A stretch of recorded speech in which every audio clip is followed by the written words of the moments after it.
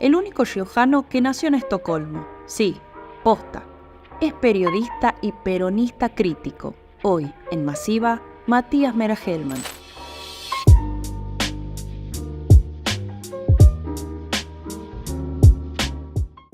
Era el tema con el que quería largar. ¿En qué año naciste? Nací el 10 de marzo de 1980. Pues me decís que no, que sos grande para Dragon Ball, y no, Dragon Ball es No, una digo serie que no vi Dragon viejísima. Ball, no vi ET, no vi... ¿Qué más no vi así grande? Bueno, muchas cosas así como que todo el mundo vio, no vi. Tengo un problema con eso. ¿Por algo en particular? No sé, se dio No te así. pin- pero- Pero la gente se me burla que no vi ET. ¿Se te burlan mucho? No, gente más grande de mi edad. Se me burlan por muchas cosas. Pero... ¿Por qué surge la conversación? Porque representamos con los muñequitos y Sí. le digo, bueno, puedes elegir alguno, está Piccolo, ahí dice quién es Piccolo, Claro. Dragon Ball. Slash, si sé quién es, Batman, Harry Potter, hasta ahí tengo. Está. El Bueno, pato. bueno, Batman. Meteoro porque- sí, ¿ves? Meteoro lo tengo. ¿Es Meteoro o no es Meteoro? Ah, entonces capaz puede ser anime. Ah, capaz puede que no ser, ahí viste. está la diferencia. Ahí O está. sea, Sailor Moon, Sakura, todas esas cuestiones. Claro. ¿Caballeros del Zodiaco? No, Pero los escuchaste. no soy nomás. un, ¿cómo se dice? Un... ¿Friki? No, Perdón, no, la tanto. gente que ve esas cosas. No, ¿cómo se llaman los otaku? No soy un otaku, claramente. No, pero por ahí te gusta. Yo veía mucho Sailor Moon, pero no, soy otaku. No. No había otra cosa, convengamos. Los que- No, yo me crié con Topacio en Canal 9. Ahí ya tenés el título de la nota. Bueno, no vi Dragon Ball. No soy fachero y vi Topacio. Son los dos títulos que... Te voy que a hacer esa no, pregunta. tan mal, ¿no? Bueno, pero más allá de la intro y que te perdiste, Sí. llegando a la radio, como muchos de Como nuestros todo el mundo. invitados, principalmente, bueno, decirle a la gente que es conocer, pero también conocerte a vos, pero traer personajes de distintos ámbitos, personajes, y hablar de temas específicos, en este caso, los medios de comunicación, la comunicación.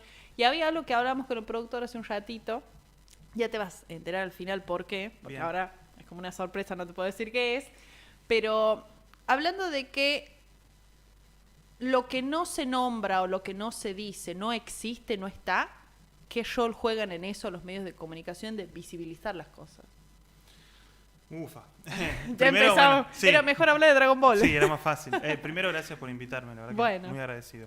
Tengo dos sensaciones. La primera es que sí, está claro que hay un rol de construcción de sentido que tenemos los medios de comunicación. Bien. Hay un sentido común que se instala en la sociedad subrepticiamente, o sea, no explícitamente, pero hay un montón de cosas que son lugares comunes que la gente va replicando y que vienen desde los medios de comunicación. Entonces, si no están los medios de comunicación, tradicionales o no tradicionales, ciertos temas no están, no existen y no están en la agenda.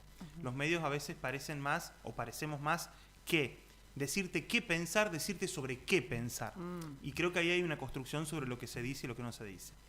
Creo que también pasa en paralelo que los periodistas dentro de los medios de comunicación caemos en la tentación a veces de creernos mucho más importantes de lo que realmente somos para esa construcción del sentido común. Quiero decir, construimos sentido común, sí, pero a veces nos parecen importantes cosas que a la gente común no le interesan. Nosotros vivimos como muy atrapados en cierto micromundo, donde es importante qué dijo fulano, qué dijo mengano, mirá lo que le contesta, y me da la impresión de que la gente que está fuera de los medios tiene otros intereses, otros atractivos, otras preocupaciones que a veces no reflejamos. O sea, yo te puedo instalar, por ejemplo, el día de la langosta, como muy banal, ¿qué es importante? ¿Por qué es importante la langosta? Hablemos de la langosta, y la gente va a seguir ese tema porque los medios dicen que es importante. No creo que sea tan lineal, pero sí creo que puede ayudar a instalarse. Es decir, hay un montón Bien. de lugares comunes que son parte de la cotidianidad de la gente que vienen desde los medios de comunicación. Y los medios de comunicación construimos esas noticias porque la realidad no es una, sino que cada medio va contando su propia versión de la realidad, cada periodista, y creo que en esa construcción que vamos haciendo, lo que termina pasando es que se construye como un gran sentido común. Ahora, me da la impresión de que a veces nosotros caemos en la tentación de pensar que sí, que nosotros decimos algo y la gente vive como atrapada en eso, Sí. y me parece que la gente común, que común me refiero a que no vive dentro de los medios, no le da bolilla a esas cosas que nosotros sí. Bien. Entonces, si lo tenemos que definir, ¿qué es el sentido común? Es aquello que la gente da por establecido, como por lógico, por esperable. Vos agarrás y tomás 10 personas al azar en cualquier lugar y le preguntás qué piensa de la política. Bien. O qué opinan de los políticos. ¿Vos y yo vamos a coincidir que el 90% van a hablar mal de los políticos? Sí, Quizás más del 90%. sí, Bueno, posiblemente. ese es un sí. sentido común instalado. No van a hablar mal de los empresarios, no van a hablar tan mal de los periodistas, no van a hablar tan mal de los futbolistas. Eso es sentido común. Está instalado cierta mirada negativa sobre ciertos sectores sociales y eso se replica. ¿Y eso lo instalaron los medios, que los políticos son No, malos? hay una parte que es real, hay una parte en la cual hay un desgaste de la clase dirigente o porque no supo resolver grandes problemas como la inflación o porque tiene un nivel de vida en muchos casos que no pueden justificar. Y hay otra parte en la cual a ciertos medios de comunicación y a ciertos sectores económicos esa realidad les sirvió para instalar esto de que los políticos son los culpables de todo lo malo. Lo ejemplifico. Sí. A veces cuando hay un semáforo que una persona cruza en rojo o una moto que viene sin luces o si la balanza no me da el resultado que yo quiero que me dé cuando me peso, no es culpa ni de Quintela, ni de Macri, ni de Cristina, ni de Milei, ni de Alberto Fernández. Pero se nos ha vuelto un lugar común como sociedad, primero encontrar el culpable y después buscar por dónde viene. Ahora, esa clase dirigente ha hecho muchísimo, me parece, también para eso, porque cuando vos te paras en una esquina, siempre pongo el mismo ejemplo, y el político que se para enfrente tiene una camioneta que vos no vas a tener nunca, o que equivale a 20 sueldos o más, 50 sueldos del Sí. salario mínimo en un empleo público de la provincia, eso alimenta. Entonces hay una construcción que va, en parte, porque los medios instalamos ciertas cosas, y en parte porque la realidad tiene un poco de todo eso que está instalado. Respalda todo eso que vienen Sí. diciendo los medios, en parte. Me parece que sí, por lo menos es mi opinión. Bien. ¿Sentís que, porque hablaste de este desgaste de la dirigencia, ¿sentís que hoy se evidencia más que otras veces o hemos tenido estos episodios antes? En base a lo que pasó en las elecciones, la especulación. Yo siempre tengo la sensación de que a uno lo condiciona mucho la edad que tiene. Entonces, lo que le toca vivir siempre le parece como único, especial, como incomparable. Entonces, a mi generación, yo tengo 43 años, nos marcó mucho la crisis del 2001. Para nosotros la crisis del 2001 fue como, era una cosa que no se podía creer, no se podía salir a la calle, el hambre, la sensación de desintegración hasta como país en algún momento, los 5 presidentes. Y entonces, claro, mi mirada sobre el que se vayan todos se vincula por ahí con eso. Y seguramente los que vivieron los 70 y vivieron un estado genocida o represor tienen otra magnitud de lo que es un momento de crisis. Me da la impresión de que cada etapa histórica tiene su particularidad. Bien. Y a veces es difícil analizarla en el mismo momento que está ocurriendo porque hay particularidades que no podés ver porque estás atrapado en ese mismo momento.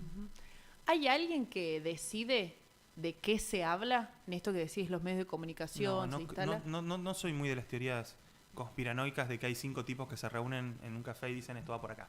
Sí creo que se dan coincidencias entre intereses. Ah, O sea, yo soy el dueño, suponete, soy el dueño de un canal de televisión y tengo una conversación con un empresario y el empresario necesita, creo que sí hay intereses comunes, pero no creo que haya 10 tipos pensando, bueno, vamos a salir por acá. De hecho, me parece que muchas veces queda en evidencia eso cuando de golpe los hechos pegan giros inesperados.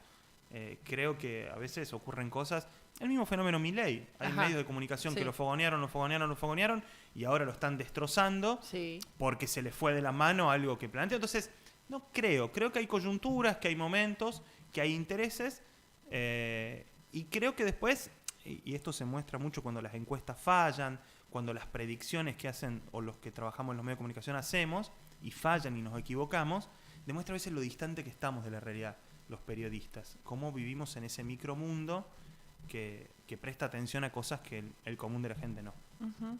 Bueno, pero me interesa esto que decís de Milei. ¿Sentís realmente que se le fue de las manos? Porque decís que uno se le fue de las manos, es como, bueno, creemos en este personaje para la gente y no pensaron que iba a tomar tanto revuelo, no sé, no... No creo en esas teorías tan elaboradas como vamos a crear este personaje. Creo que lo me dice un día, mide bien, a Fantino le va bien una entrevista, otro productor dice, che, ¿viste este que entrevistó a Fantino? Funcionó. Bien, lo llevan. Y después Sigamos. eso se empieza a gigantar y después empiezan a entrecruzarse intereses. Hay sectores que dolarizar les conviene, entonces apuestan económicamente a Milei. Hay un empresario televisivo que lo tuvo como gerente de su grupo económico durante mucho tiempo y tiene un vínculo con Milei más directo que otros empresarios. Hay otros canales que tienen otro candidato. Creo que no, que se entrecruzan intereses, pero no me imagino una reunión de 3 tipos definiendo dentro de 3 años Milei va a ser... No creo que sea así. Creo que se van cruzando intereses y que cuando les es funcional, sirve. Y cuando no deja, o cuando deja de serlo, deja de servir. Bueno, quiero retomar de vos, Sí, por favor. de el 80, lo Goku y todo lo Toda que esa queda historia. ahí. ¿Vos sos de acá de La Rioja o dónde naciste? No, yo nací en Estocolmo, en Suecia. Ah, esa no te la esperabas. ¿Viste? No soy fachero como Martín Menem, pero Te lo voy a preguntar. todo el tiempo. Pero ¿cómo? Pero desarrollame, contame cómo naciste, te Tengo viniste dos para padres acá. argentinos, uno santafesino y una madre porteña, Ajá. que se conocieron en el extranjero. Porque ellos trabajaban allí, estaban estudiando. Sí, se fueron durante los 70 y bueno, se había puesto denso Argentina. Ujú. Y vivieron en el extranjero durante un tiempo largo, primero en Israel, ahí se conocieron, se casaron. Después se fueron a vivir a Suecia, un hermano de mi mamá vivía en Suecia en ese momento. Ujú. Tengo primas suecas que viven una prima sueca que vive en Suecia en este momento. Y de ahí nací yo, el 10 de marzo del 80 en Estocolmo. Dicen que nevaba mucho, cosa que después no me pasó mucho en la vida. Después volvieron a Israel, nació mi hermano, mi segundo hermano. Ujú. Y de ahí se volvieron a Argentina y después nació mi hermana aquí en La Rioja. Y yo ya me quedé a vivir en La Rioja. ¿Y vos cuántos años tenías cuando te viniste? 4, soy más Ah, riojano que la jarilla, claro, ya está. Sí. claro. Estocolmo es solo un detalle para que el documento sea raro. Nada más. ¿Volviste en algún No, momento? y no tengo... Interés. No, la infancia para mí pasó acá, qué sé yo, pasó en el barrio Santa Justina, ese fue mi lugar, digamos, Ese es tu entonces, lugar. en el barrio UPCN después, así que lo mío fue más, no tengo recuerdos, entonces Bien. es más una anécdota, digamos, una anécdota, es un hecho de mi vida, pero no es algo significativo hoy como quizás lo hubiera sido si hubiera vivido más tiempo. ¿Y por qué tus papás? ¿Sabes por qué eligieron La Rioja? En ese momento en La Rioja estaba explotando todo lo que tenía que ver con la jojoba. Mi viejo había trabajado en jojoba en Israel Ujú. y se dio la oportunidad de venir. Y después, bueno, mi mamá es docente, bueno, ahora jubilada, pero en ese momento trabajaba como docente especial y estaban empezando las escuelas especiales. Ingresó en la escuela Soy Feliz, Ah. entonces trabajó toda su vida ahí. Entonces, bueno, a partir de ahí se fue dando que nos fuimos quedando y yo viví en La Rioja siempre, salvo la etapa en la que me fui a estudiar a Córdoba y después volví. y- ¿Comunicación? ¿Periodismo? Comunicación, licenciatura en comunicación. Bien. Y ahí volví y me quedé. ¿Tus hermanos siguen acá en La Rioja? Tengo un hermano en Córdoba que vive en Córdoba y tengo una hermana que es psicóloga que vive en La Rioja. Bien.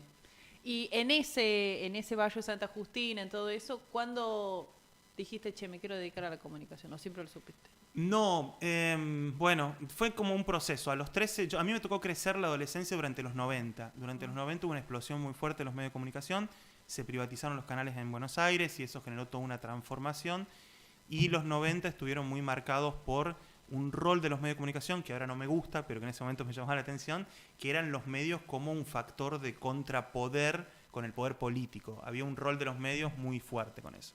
Y ahí me pasó algo muy raro, que a mí siempre me llamó la atención, fue que yo le dije a todo el mundo que iba a ser periodista cuando tenía 13, 14, 15 Ya años. lo tenías claro. Lo tenía clarísimo y a los 16 empecé a dudar mucho.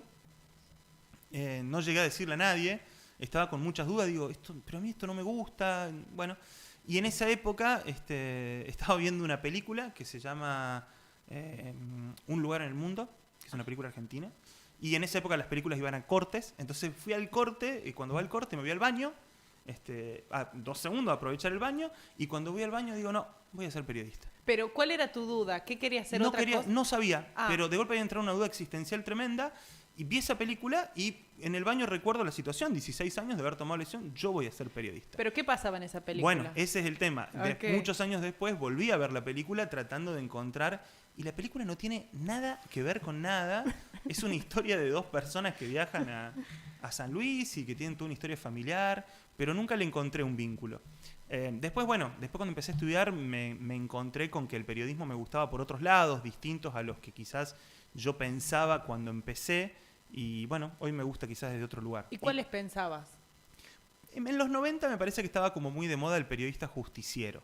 Ah. El periodista que denunciaba, época de cámaras ocultas para denunciar cosas, época de CQC, época del periodismo, como que el periodismo era bueno si era combativo contra un poder o contra algo. Y hoy tengo otra mirada, hoy tengo una mirada como menos romántica quizás con el paso del tiempo también, y hoy me gusta más el periodismo del día a día, no me gusta tanto el periodismo de opinión, me gusta más el periodismo que narra, que cuenta. Informativo. Sí, me gusta más, me parece más interesante. por algo en particular aparte de eso? ¿Sentís como que no hay que meterle la opinión personal? No, yo de hecho escribo una columna todas las semanas en Rioja Virtual, aprovecho y meto el chivo. Obvio. Escribo hace 10 años una columna dominical política, entonces obviamente opino mucho y tengo un programa de radio, tenemos un programa de radio en el que opinamos mucho, pero a veces me da la sensación de que me gusta más cuando el periodista logra narrar los hechos del día y va contando lo que pasa, y me parece que es como más sincero ese periodismo. El otro hay que hacer como muy explícito quién sos, dónde estás parado, y creo que uno nunca termina de ser del todo sincero porque los tiempos no te alcanzan, porque la honestidad no te lo permite, de decir todo de dónde estás diciendo lo que estás diciendo. O sea... El periodismo independiente no existe, entonces cuando el periodismo independiente para mí no existe, al momento de opinar tenés que tratar de ser lo más explícito posible de quién sos. A ver, ¿existe la pauta publicitaria? Sí. ¿Me condiciona? Sí. ¿Soy 100% independiente? No. ¿Vivo en una ciudad chica donde mucha gente nos conocemos y estamos condicionados por los vínculos que tenemos y por las relaciones que tenemos? Sí. Entonces, cuando hago periodismo de opinión, por ahí me parece que todos esos elementos que condicionan mi trabajo, es muy importante explicitarlos. Yo siempre digo de quién soy peronista, voto a tal. La subjetividad siempre presente. Sí, para mí sí. O sea que no podemos hablar, como algunos se han mencionado en algún momento, de un periodismo objetivo. No existe, no está, o no tanto. No, para mí no existe. Pero porque no existe el ser humano objetivo. No, sí. A ver, yo voy a votar el 22 de octubre. Voy a votar a alguien, entonces voy a votar a Massa. Perfecto. Si voy a votar a Massa, no me va a condicionar cuando a las 6 de la tarde, suponete que gane Milei. Yo voy a estar triste. Entonces, ¿eso no me va a condicionar al aire para narrar la noticia? O yo cargué nafta hoy, pagué mucho para cargar nafta. ¿Eso no me pone de mal humor? O yo, no sé, o mismo los vínculos personales. Hoy La Rioja es muy chica, todavía en algunos aspectos, y yo tengo un montón de amigos, de compañeros del secundario, de gente que hoy ocupa lugares importantes, ponele. ¿No me condiciona al momento de criticarlos saber que es mi amigo, que es la persona con la que juega el fútbol el fin de semana? Entonces, yo creo que hay un montón de condicionantes que para mí la única solución que yo encontré, por lo menos, es hacerlos explícitos. Nosotros tenemos un sitio web, aprovecho y meto otro chivo, que es economiariojana.com.ar. Economía Riojana tiene pauta oficial. No me condiciona, yo no pienso cuando publicamos una noticia que se puede enojar a alguien y eso puede implicar, bueno, sí me condiciona. Entonces, yo siento que es más sincero decir eso, pero al mismo tiempo creo que también genera un desgaste. Bueno, eso te iba a preguntar, ¿qué pasa cuando esta subjetividad que yo tengo de de dónde vengo, las relaciones y demás, se ve coartada por un medio al que trabajo que maneja otros intereses? Y por ahí trabajo ahí porque no me queda otra. ¿Cómo hago en el día a día? ¿Qué tan sincera es mi opinión o mi información? Bueno, ahí creo que hay como varias etapas de la vida también. Hay momentos de la vida en los que tenés más espalda para hacerlo y momentos en los que tenés otros, menos espalda. Creo eso también es una cuestión hasta económica. Yo tengo otros trabajos,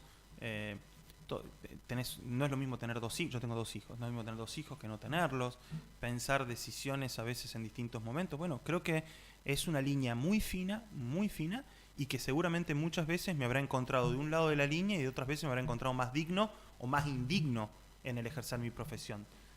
Lo que he logrado en este tiempo, lo único quizá que he logrado es ser sincero en decir a veces que creo que fui digno y hay otras veces que creo que no fui digno. ¿Y qué tanto eso en vos ha coartado la credibilidad o no?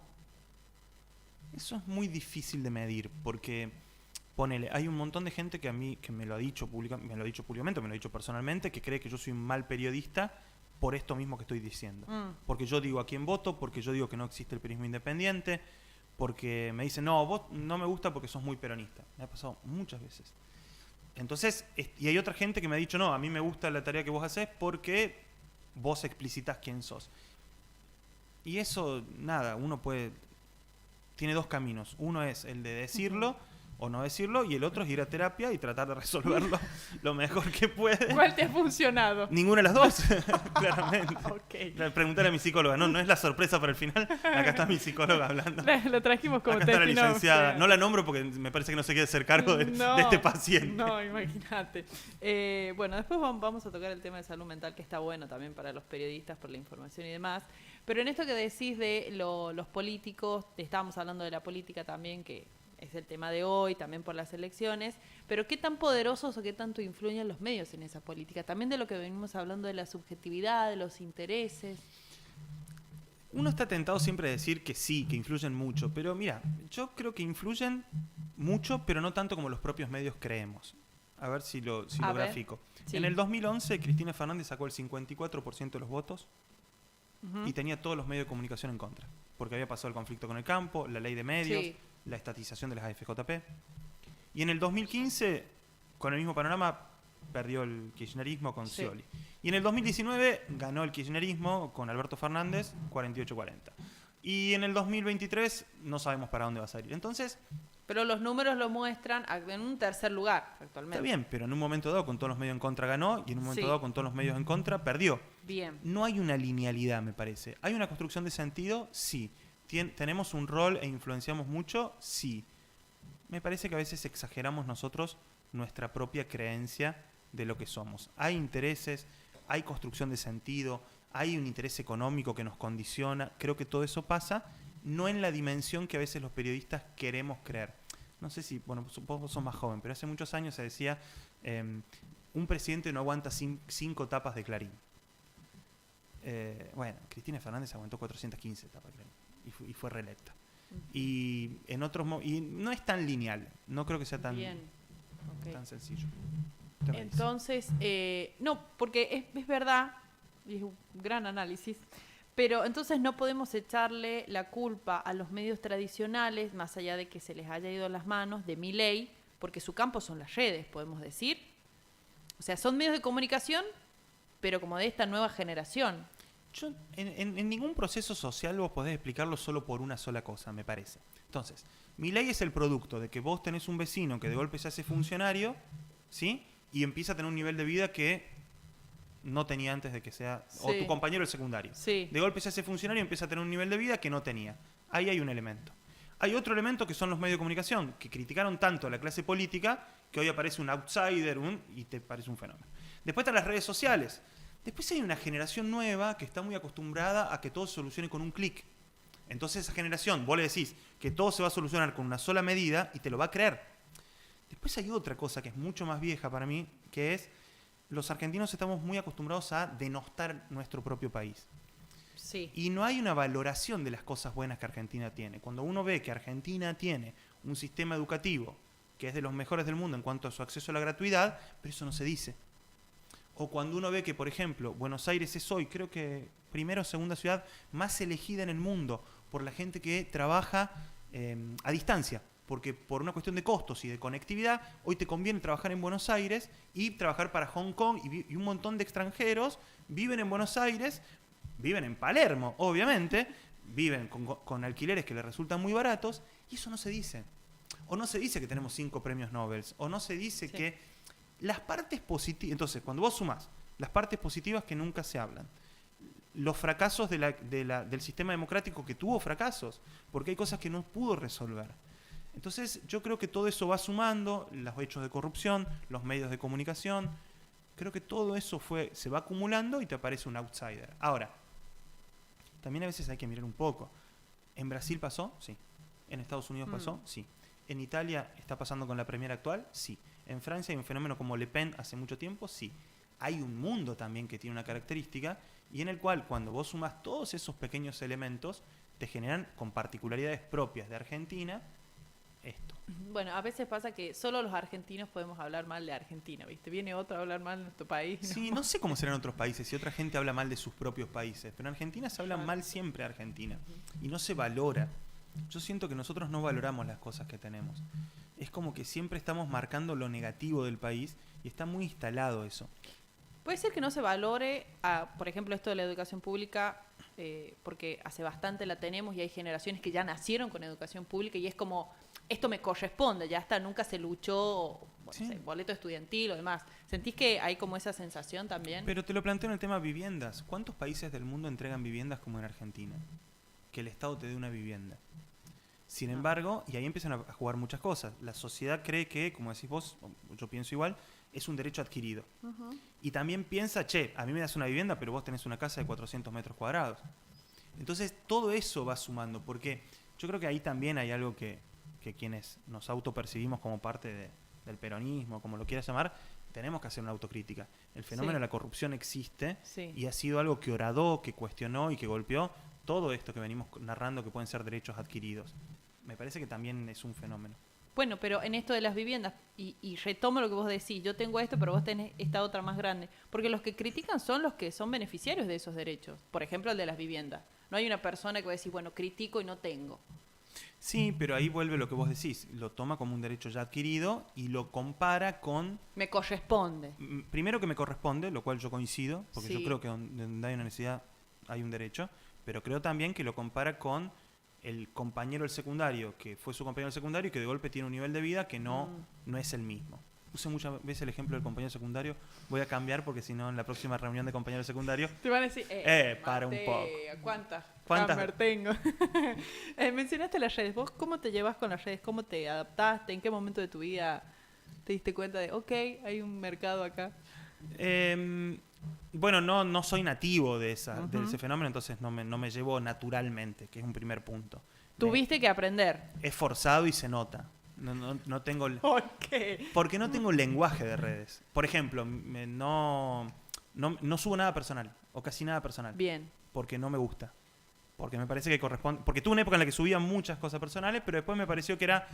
Hace unos 10 años hice un cambio y dije, no, esto no es para mí, no me interesa. Entonces lo uso solo para laburar. Es difícil encontrar fotos de mis hijos, de mis redes. Es difícil encontrar posteos míos, personales. En general son todos laborales u opiniones de momentos. ¿Y te ayuda más para la divulgación de tu trabajo? Es por eso que lo hago nada más, si no tendría redes.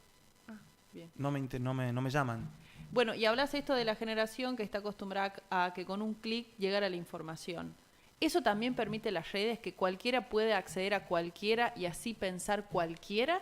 Bueno, es que ahí me parece que hay un desafío para los periodistas hacia adelante.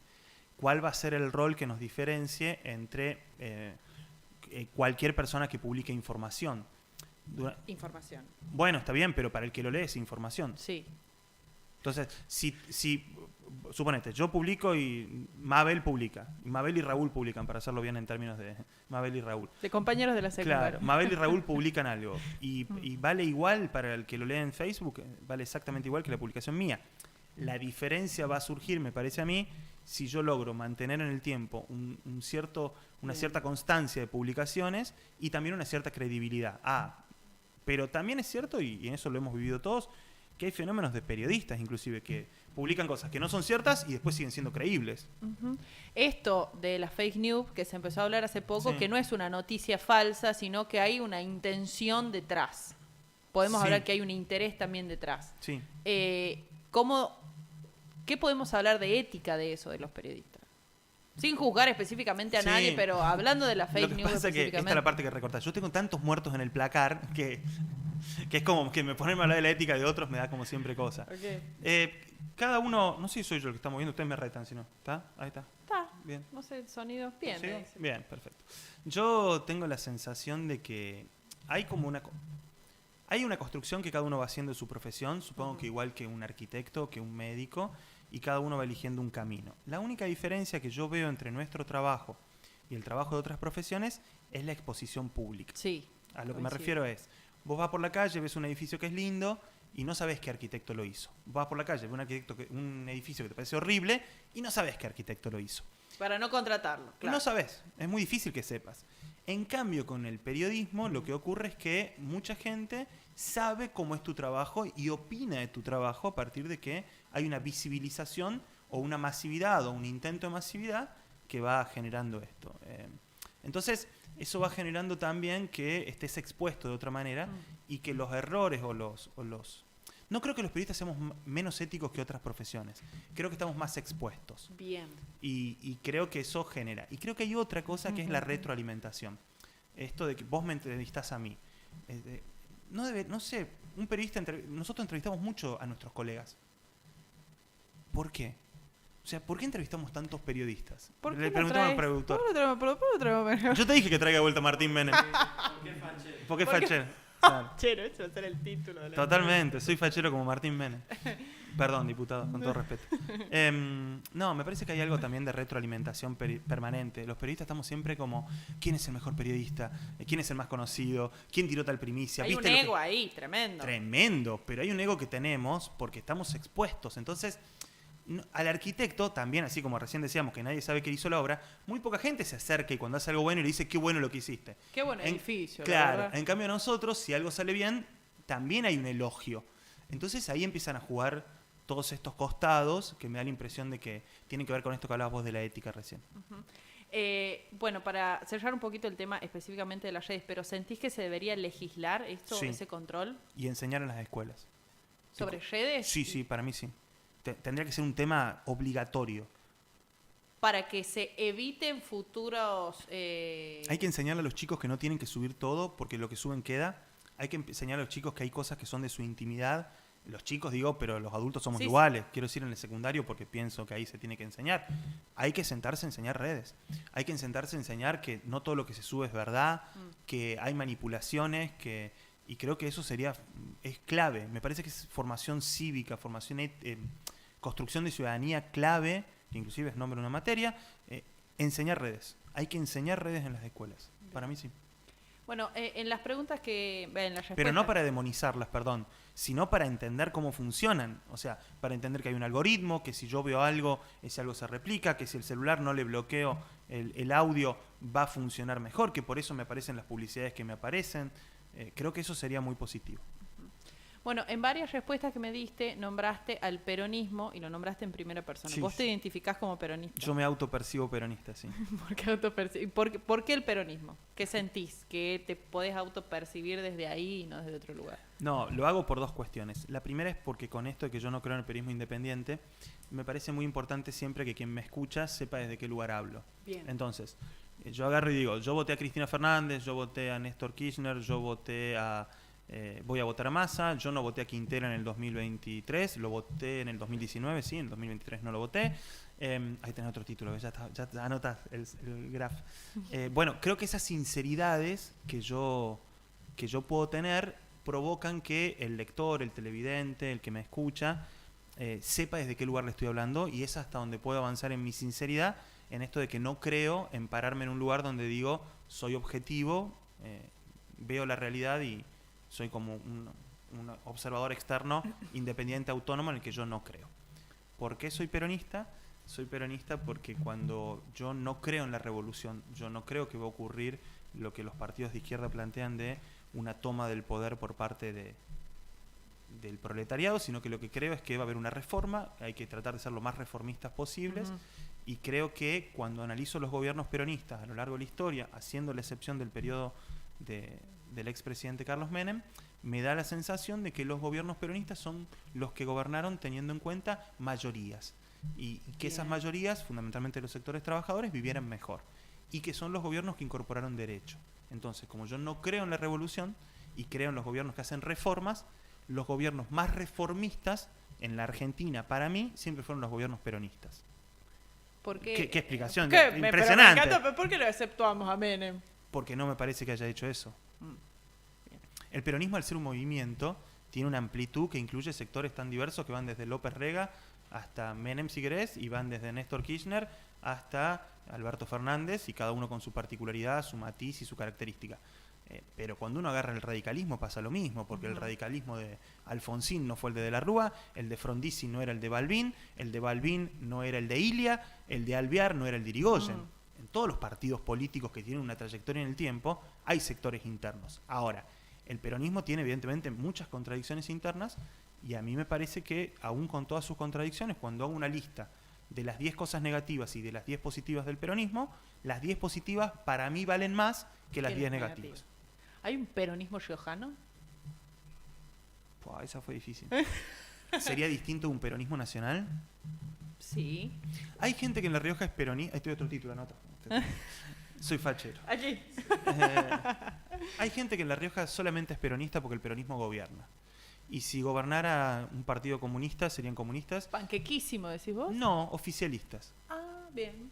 Yo creo que estoy convencido que hay gente que es oficialista y que no es peronista, y que está en el gobierno, en este gobierno, en el anterior y en el anterior, y va a estar en el próximo gobierno. O sea que se puede seguir perpetuando el peronismo solo porque es oficialista. Pero es que hay gente que no tenés la sensación, ahora te la revierto, yo me pongo periodista, okay. ¿No tenés la sensación de que hay gente que si hubiera ganado Felipe Álvarez, en un año o en 2 años hubieran sido felipistas de la primera hora? Sí, totalmente. Así como hoy son quintelistas de la primera hora. Sí. Pero además Quintel es un buen ejemplo en eso, porque hay mucha gente que lo denostó políticamente y hoy son quintelistas ortodoxos, digamos, de paladar negro. Sí, sí. Entonces creo que sí, creo que eso pasa. Creo que hay gente que... Entonces, creo que el peronismo de tantos años de ser oficialismo en La Rioja generó que hay cierta gente que, como el Estado es el principal motor de la economía en la provincia, quiere estar cerca del poder por una cuestión de vínculo con lo económico. Pero hay peronistas... Empezó un ruido interno, sí. Es porque hablé mal del peronismo. No se puede hablar mal del peronismo, avísenme. Ahí estamos arreglando. Pero entonces... Es lo que creo yo, no quiere decir que sea. Obviamente, la entrevista se basa en tus opiniones. ¿No hay un peronismo genuino? Sí, obvio que sí. Hay gente pero no lo suficiente como para... No, hay un peronismo genuino, hay gente que es muy peronista en La Rioja, que coincide con las ideas de la doctrina justicialista, y me da la sensación de que también hay otra gente que es peronista solo por una cuestión de estar cerca del poder. Y que si gobernara el radicalismo, serían radicales. Y si gobernara el Quelo, serían del Partido Comunista, pero sin ninguna duda. No digo que sea la mayoría del funcionarato, pero que hay una parte del funcionarato que es así. Esta parte la vas a recortar y me va a meter en lío, ¿no? Esta es la parte. Bien, me encanta. Es más, va a ser el título. Bien. Que el Quelo gobierna. Bueno, hablando de comunicación y peronismo, en un tiempo se la criticó mucho a Cristina esto de las cadenas nacionales, sí, de todo el tiempo que salía. Bueno, por ahí Alberto Fernández lo hizo de otra forma. También ha cometido muchas equivocaciones en la comunicación. ¿Hay una forma peronista para comunicar? No sé si hay una forma peronista. Creo que a veces hay una estrategia de los dirigentes políticos de plantear de justificar los errores políticos echándole la culpa a la comunicación. Okay. A ver, la gestión de Alberto Fernández es mala y también comunica mal, pero porque tiene una inflación del 126% anual. No hay comunicación que te salve con el 126% de inflación anual. ¿Cristina Fernández se equivocó en las cadenas nacionales? Sí. Pero Cristina Fernández ganó en el 2011 siendo igual y ganó con el 54% de los votos. Uh-huh. Entonces, ¿qué pasó en el 2015? Y en el 2015 lo que pasó fue que la economía no estaba tan bien como en el 2011. Uh-huh. A veces me da la sensación de que al dirigente político le queda más fácil criticar la comunicación que absorber los propios errores. Y también eso a mucha gente la excusa de criticar. Acá voy con otra parte para que edites. A veces me parece que hay mucha dirigencia que para no criticar al gobernador, por ejemplo, critica la comunicación del gobierno. Pero porque no quiere criticar al gobernador y es más fácil criticar la comunicación. Pero pasa a nivel local, que da más títulos seguramente, pero pasa también a nivel nacional. Sí. Me acuerdo en la época de Macri, no sé si te acordás de esa época, a Macri se le decía, el PRO comunica mal. Y yo decía, no, comunican genial como comunican. Pero el tipo tenía recesión e inflación. No era que comunicaban mal, era que el tipo decía pasaron cosas. Y porque el segundo semestre nunca llegaba. Era insalvable. Tomaron 54.000 millones de dólares de deuda y al año no tenían dónde justificar esa deuda. No era un problema de comunicación. ¿Hay errores de comunicación? Sí. Alberto Fernández habló muchísimo, tendría que haber hablado menos. Las cadenas nacionales eran insoportables en la época de Cristina. ¿Eso sentís que fue el fallo de las cadenas nacionales? ¿Que eran muy largas, que no eran necesarias? No eran necesarias. ¿Se solucionaba con un mail? Pero no perdió ni ganó por eso. Creer que perdió o ganó por eso me parece una simplificación. Bien. En un gobierno que tuvo 12 años de gestión, que tuvo muchos problemas de vínculos con los sectores opositores, que tuvo una crisis como la del campo. No, me parece que es simplificarlo. Me parece que a veces se simplifica en la comunicación para no criticar al dirigente político. ¿Y por qué sentís que se tomó la decisión de hacer esas cadenas? Por más de que hayan sido largas, criticadas y todo. No sé. Habría que hablarlo, no sé cómo era el mecanismo de poder del kirchnerismo interno, como para saber por qué decidían hacer eso. ¿Una sensación de más transparencia, que la gente conozca más a fondo? Supongo que habrán querido confrontar con esto que estaba instalado de los medios tan críticos que tenían y habrán querido enfrentarlos sin que les corten o los editen. Les habrá faltado modernidad, no se habrán dado cuenta que los tiempos habían cambiado. Pero la verdad que no lo sé, porque no conozco la interna del kirchnerismo de cómo resolvía eso. Vale decir no sé, ¿no es cierto? Sí, bien. Obvio, no sé, no quiero contestar también. ¿Puedo decir no quiero contestar? Sí. Me hubieras dicho antes. Ay, bueno, pucha. Ya van 4 cortes. Qué lástima. En los medios de comunicación veo que incluso en las redes principalmente, se viene hablando mucho de temas que hace muchos años atrás eran impensados. O en realidad relacionado a que el discurso progresista hoy no es tan aceptado o es más piantaboto, se puede decir, de la gente en general. ¿Vos sentís que esto de hablar de los derechos humanos, del feminismo, es algo que nació desde la gente que lo ve como algo negativo? ¿Los medios alimentaron eso y se les fue de las manos? Porque yo siento que hay un discurso donde se está en contra de los derechos humanos, se está en contra del feminismo. No sé si vos tenés esa sensación de los medios de comunicación, incluidas las redes sociales. Son dos cosas distintas, me parece. O sea, Bueno. a ver, los derechos humanos es un debate que viene hace mucho tiempo. La democracia argentina, me parece a mí, fue como pegando banquinazos donde no encontró un discurso. A ver, en Alemania no se puede elogiar a Hitler ni se puede hacer negacionismo, y está por ley prohibido. En Argentina nos costó encontrar un proceso en el cual hubiera un punto intermedio.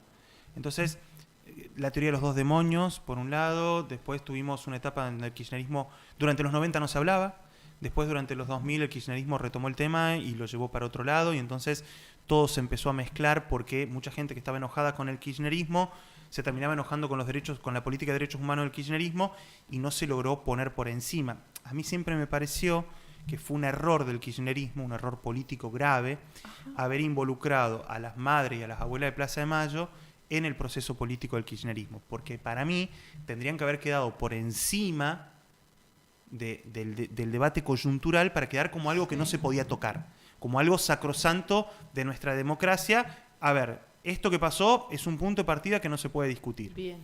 Y yo creo que en eso, el llevarlas, que se entiende la expresión, llevar a Ponerle una bandera política. llevarlas, no, porque bandera política tenían, pero llevarlas al barro del día a día las dejó involucradas en un montón de debates del cual no tendrían que haber sido parte, para quedar como unas referentes de la construcción del proceso democrático. A mí me da la impresión de que Alfonsín, con su tarea en ese primer momento, la CONADEP, Estracera, las madres de Plaza de Mayo, algunos curas, algunos dirigentes del peronismo, deberían haber quedado por encima de los debates para quedar como una piedra fundacional de la democracia, y entonces hubiéramos podido construir un relato que no quede atrapado. Yo creo que hay mucha gente que no está enojada tanto con los derechos humanos como que quiere cuestionar el kirchnerismo, asocia automáticamente, y en su bronca, su odio al kirchnerismo, termina yendo para ahí. Lo del feminismo es otra cosa, me parece. Lo del feminismo es, primero, no tengo muy claro, porque estamos en el medio del proceso. Sí, sí. Segundo, pertenezco a una generación absolutamente homofóbica y machirula. A mí me educaron así, me cuesta mucho, a mí no me sale naturalmente el proceso de deconstrucción. Es un proceso que requiere de mí un esfuerzo. Sí. Vincularme con mis dos hijos varones desde un lugar deconstruido, a mí me cuesta mucho. Yo no me sale natural. Tengo que pensar, yo tengo que hacer este esfuerzo, tengo que pensar que hay que construir una nueva sociedad. Y además es una revolución que involucra por lo menos al 50% de la sociedad, porque estamos hablando de los derechos del 50% de la sociedad. En realidad involucra al 100%, pero estamos hablando de darle derecho. O sea, no ha habido tantas revoluciones tan amplias en cantidad de gente. Entonces me da la impresión de que es una revolución más compleja. Y ahí pasa. Por un lado, creo que hay algunos sectores que no quieren perder derechos que tienen, que está claro, que privilegios que tenemos por ser varones. Creo también que hay un sector del feminismo que a veces se volvió más punitivo que educativo, o sea, están buscando más marcarnos los errores que educarnos, y yo lo que necesito es que me eduquen, que me reeduquen, porque yo pertenezco a una generación que fue educada machista, machirula.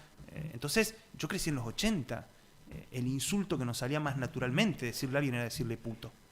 Y yo tengo que aprender que no lo tengo, y que tengo que transmitirle a mis hijos que me equivoqué y que hice bullying y que estuvo mal y que hay cosas que miro para atrás y estuvieron muy mal, pero para poder hacer todo eso necesito que me ayuden a reconstruirme, y yo voy a hacer el esfuerzo. Entonces creo que hay un montón de componentes en todo este proceso que es nuevo, y que todavía no sé dónde termina, y creo que nadie debe saber, ¿no? Ujú. ¿Cuántos años tienen tus hijos? El más grande 15, el más chico 10. Ah, son grandes, pensé que eran chiquitos. No, 15 y 10. Y bueno, en esta coincido en que es un proceso, incluso dentro del mismo feminismo, como de otros movimientos políticos, también hay muchas grietas, y esas grietas hacen que por ahí los conceptos para las personas que no lo tienen claro del todo o que están en ese proceso sean como muy confusos. En esto de decir, tengo que deconstruirme, me cuesta por mis hijos. No, me cuesta, no me cuesta deconstruirme por ellos, me cuesta deconstruirme con ellos, en la educación, en ser más amplio. Uh-huh. En entender que los varones lloran. Sí, o que no hay o ir hacia adelante en el sentido de dejar de pensar que hay varones. Uh-huh.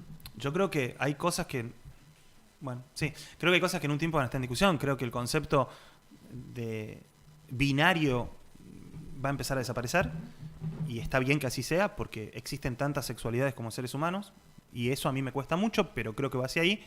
Y bueno, creo que también los relatos alrededor del concepto de familia van a desaparecer. O sea, me da la impresión de que los conceptos que tenemos hoy sobre qué es una familia, seguramente en un tiempo van a ser otros. Uh-huh. Me interesa mucho esto de tu rol como papá y entender más allá de hablar del feminismo, el entender que tiene que ser una sociedad justa para todos, una sociedad donde cada uno pueda hacer lo que quiere y vivir libremente. Esto, vos, de la deconstrucción, si bien el feminismo es relativamente nuevo, hace 10 años atrás no se hablaba tanto, ¿te lo planteás porque sos papá, aparte de ciudadano, o sentís que eso le agrega un plus a la me lo planteo porque estoy en pareja con una mujer que está empoderada, que tiene una carrera, que hizo un recorrido, que tiene un montón de búsquedas personales, y que yo tengo que convivir con ellas y no someterlas, y tengo que convivir en una casa en la cual hay que tener tareas igualitarias, y a veces ¿Eso no siempre lo lo tuviste claro o lo fuiste descubriendo? No, lo fui descubriendo.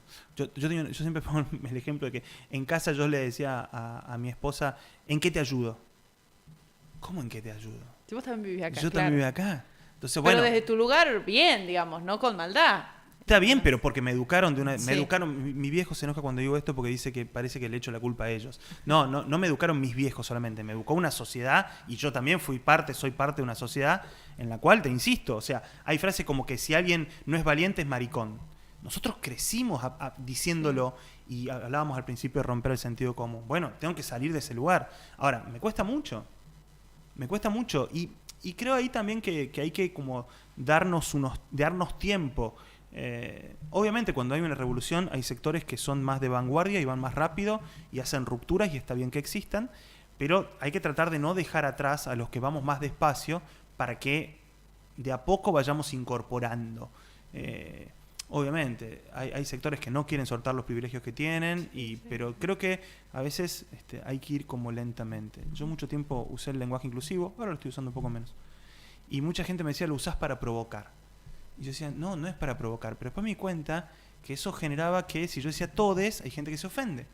Entonces dije, no, tengo que dejar de usar todes a veces para que no suene como una provocación, porque yo quiero que avancemos en este proceso. Que se te escuche también desde tu lugar de, che, tengo algo para decir y no me rechaces, porque también pasa porque cuando digo que soy peronista, hay un montón de gente que en el momento en que digo que soy peronista me deja de escuchar. Sí. Y hay gente que cuando digo que digo todes, también me deja de escuchar, o me deja de leer automáticamente. Entonces, bueno, si uno quiere llegar a más gente y tratar de que el discurso se instale más, hay cositas que hay que encontrar un por punto. Ahora no, ok. Pero lo que pasa es que ¿qué te dice la gente que está como más avanzada en este proceso? No, si vas tan despacio nunca lo vas a lograr. Bueno, esos equilibrios son muy difíciles. ¿Hace cuánto estás casado? Casado desde el 2000. ¿Por qué me haces lo de los números? No está bien eso. Claro, me haces quedar mal. Casado estoy... Bueno, en pareja. No, en pareja estamos hace 26 años, porque nos pusimos de novio a los 16, así que hace mucho. O sea, ¿la conociste acá en La Rioja? No, claro, sí, la conocí en La Rioja. Y cuando vos te fuiste, ella... Esta parte no, esta parte se puede editar. Cuando yo me fui, estuvimos a distancia, claro. Ah, bien, pero bien. 5 años. Y fue difícil, sí, obvio. Sí, fue una construcción compleja, pero estamos hace mucho tiempo juntos, estamos hace 26 años. Después nos fuimos a convivir, después nos casamos, después tuvimos hijos, fue todo un proceso largo de muchos años juntos, y evidentemente supongo que de haber estado tantos años juntos tiene que ver con que fuimos creciendo juntos. O sea, hay cosas que ninguno de los dos se reconoce en aquella persona de 16 años, en algunas cosas, en otras sí, pero bueno, hoy es la persona, o sea, no me imagino sin ella al lado. ¿Fue demasiado? No, me encanta, eso tendría. Le vamos a... Menem no dijo eso, no dijo que era tan fachero. No, dijo que sufrió por amor. ¿Sos fachero? Soy fachero. Te lo pregunto. Claro. ¿Por qué hoy los discursos de derecha tienen más presencia que hace unos años? También en base a lo que venimos charlando. ¿Por qué sentís vos eso? Porque se volvió políticamente correcto el progresismo, entonces me parece que la ruptura viene por el lado de la derecha. Me parece que los que somos progres, que se entienda la expresión como la quiero usar, cometimos un error que fue, me parece que nos pasamos de rosca en tratar de imponer lo políticamente correcto. Obviamente esto no tiene una sola explicación, pero un elemento que creo que hay que pensar es que vivimos en una sociedad a la cual un montón de gente le decimos, no puedes decir esto, no puedes decir esto, no está bien visto esto, desde el humor hasta la sexualidad. Entonces, un montón de gente se quedó sin su expresión. Algunos porque perdían derechos que querían tener y otros porque, no sé... no me digas lo que tengo que hacer. Sí, o me gusta Olmedo, o me gusta Porcel, o me gustan los chistes ordinarios de Yayo, o me gusta, no sé, un humor no deconstruido. ¿O eso fue hace 10 años y ahora entiendo otras cosas? Creo que también, que no, yo creo que lo trabajamos mal. Yo creo que nos volvimos autoritarios de lo que debía ser lo políticamente correcto. Yo soy de los que cree que hay que respetar los derechos, hay que respetar las minorías, hay que encontrar una forma de expresarse que no ofenda a otros. Bien. Pero hay que encontrar una forma de expresarse que incluya también a todos.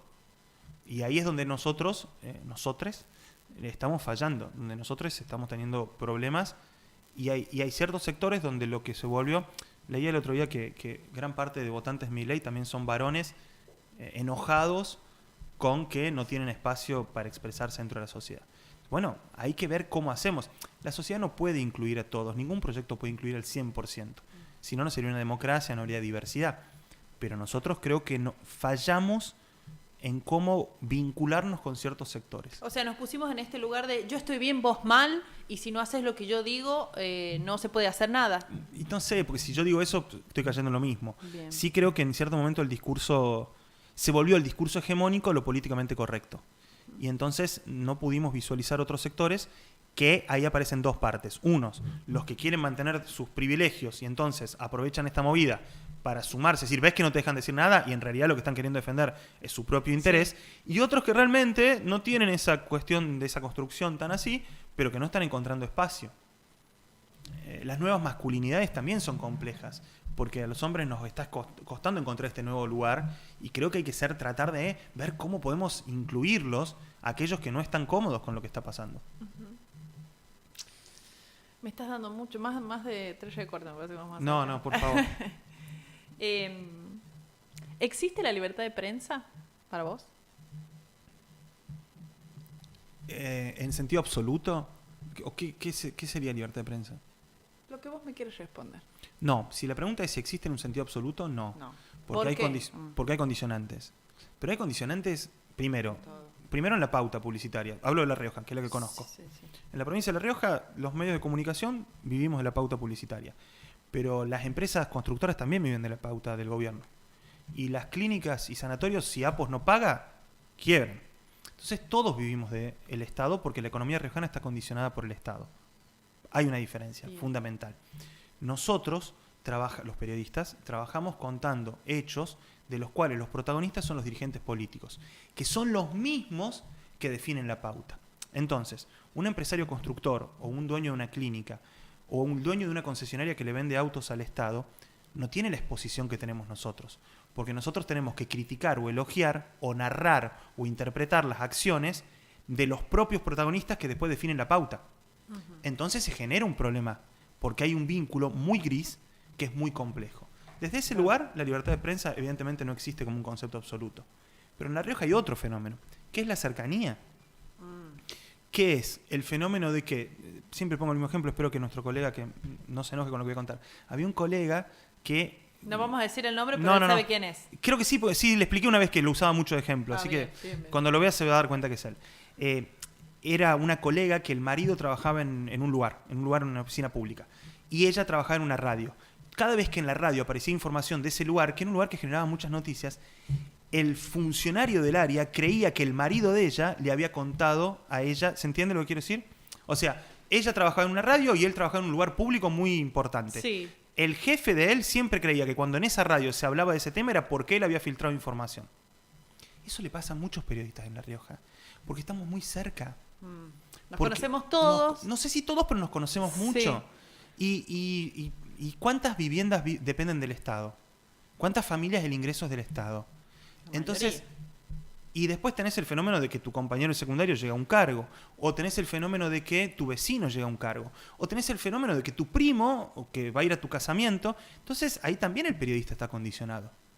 Yo muchas veces cuando hablo de noticias no estoy hablando de un extraño, hablo de alguien con quien salí.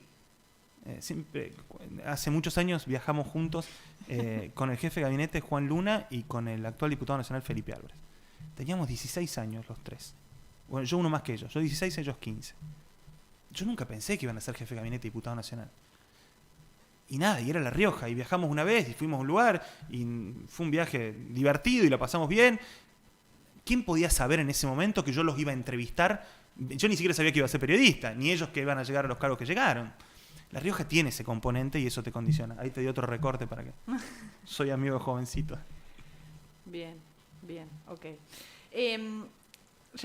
Retomando también la imagen de los medios, apoyo, partidos políticos y demás, ¿qué sentís que le pasó a Juntos por el Cambio? Que por ahí era como muy apoyado, tenía los medios, no sabe dar el mensaje, no entiende el mensaje. A mí me pareció que fue un hallazgo muy grande que hizo Milei en la campaña cuando habló de primera marca y segunda marca. Milei agarró y dijo... Milei logró instalar que él era la primera marca de la oposición. Okay. Y que votar a Juntos por el Cambio era como una segunda opción. Y bien. Entonces, me parece que el fracaso de Macri entre 2015 y 2019 provocó que los que estaban enojados con el peronismo mayoritariamente no volvieron al peronismo. Y muchos se radicalizaron. No del partido radical, sino de extremismo. Sí. Entonces, esa radicalización con una figura como la de Milei me parece que funciona. Y creo que a Juntos por el Cambio le apareció una competencia por derecha, por extrema derecha, que le empezó a sacar votos. Me cuesta pensar que Milei le saca votos al peronismo. Me parece que se los saca más a Juntos por el Cambio. Uh-huh. Y creo que eso es lo que le está costando. Creo que Larreta era un mejor candidato para la elección general y Bullrich era una mejor candidata para la interna. Entonces Bullrich le gana la interna a Larreta, pero después le cuesta posicionarse posteriormente de las PASO para lograr votantes, porque está la opción Milei. Uh-huh. Ahora, falta un montón, es Argentina, decir que va a pasar el 22 de octubre no. Es una locura. Y creo que si Bullrich va a un balotaje con Massa, es muy probable que Bullrich se lo gane. Porque me parece que podría captar todo ese voto de Milei. Bueno, estamos llegando al final. Bien. Pero antes de eso, estos últimos años empezó a tener como otra presencia a hablar de, no solo de riojanidad, sino hablar del norte, de reclamar lo que era nuestro y demás. ¿Qué pensás de los gobernadores del Norte Grande que se juntaron y como avanzaron y hicieron frente? Hay algunas cosas que me parece que están muy piolas, porque hay algunas cosas que son en común, me parece. Argentina por ejemplo... El tema de la pobreza. No puede ser que sean las 10 provincias con peores índices de NBI. O sea, eso te marca algo. Son las 10 provincias menos industrializadas y las 10 provincias con NBI peores resultados de necesidades básicas satisfechas o insatisfechas. Sí. Ahí hay algo. Ahí hay un problema estructural. Encontraron un denominador común. Bien. Y si te fijas, fíjate que Macri lanzó el plan Belgrano para el norte, Alberto Fernández asumió diciendo que iba a trabajar para el norte. Todos coinciden en el diagnóstico, no lo lograron revertir. Creo que ahí hay algo, creo que falta una política de Estado a largo plazo que pueda permitir, porque no va a ser lo mismo el norte, dependiendo quién gane, qué gobernadores haya o qué presidente haya. Creo que ahí hay un punto clave. Y creo que hay un debate nunca zanjado, más viejo, si querés, que es que Argentina tiene una composición en la Constitución Federal en la cual está planteada federalmente, uh-huh. pero no tiene un desarrollo económico federal, sino muy unitario. Es como macrocefálica. Tiene una gran ciudad que concentra el 50% del país, uh-huh. y ahí está todo centrado en Buenos Aires. Eso que también se vive a nivel medios. Entonces, creo que a nivel legal somos muy federales, a nivel económico no. Y mientras eso no se revierta, que hay que revertirlo con procesos de incentivación de impuestos, con procesos de la promoción industrial o procesos por el estilo, para generar que el norte, que está lejos de los centros urbanos, donde hay más gente y por ende más cerca de vender los productos, genere un desarrollo. Después creo que también que La Rioja tiene cosas en común con el norte y cosas que no. Uno cuando va a Tucumán o cuando va a Salta, hay cosas que La Rioja es muy distinta en idiosincrasia, en cultura, y hay otras en las que es muy parecida. El norte no es homogéneo. No. Chaco y La Rioja no tienen nada que ver en muchas cosas. Son como dos países muy distintos. Formosa es una realidad diferente. Bueno, creo que hay que entender también los matices que tienen. No sé si decirle peligroso, pero ¿qué tan grave puede ser para los gobernadores peronistas que ya ganaron las elecciones y que van a encarar una nueva gestión, un presidente de la otra vereda?